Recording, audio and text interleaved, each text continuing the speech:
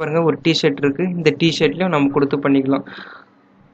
So இந்த டிஷர்ட்டை வந்து நான் இப்போ கொடுத்துக்கிறேன். டிஷர்ட் உள்ளே வந்ததும் டிஷர்ட்டை வந்து எனக்கு இங்கே வந்துடுச்சு. ஸோ இங்கே என்ன பண்ண போகிறேன், அப்லோட் ஆப்ஷன் போகிறேன்.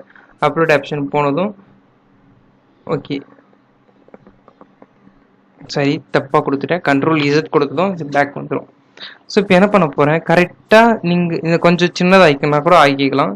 கொஞ்சம் சின்னதாகிக்கிட்டு கரெக்டாக இந்த இமேஜ் எங்கே இருக்கோ அந்த இடத்துக்கு போங்க. அதுவே காமிக்குது பாருங்கள், நான் வெளியே வந்தது காமிக்கல. அந்த டிஷர்ட் நேராக எடுத்து போகும்போது அது ஒரு க்ரீன் சிம்பிள் கொடுக்குது.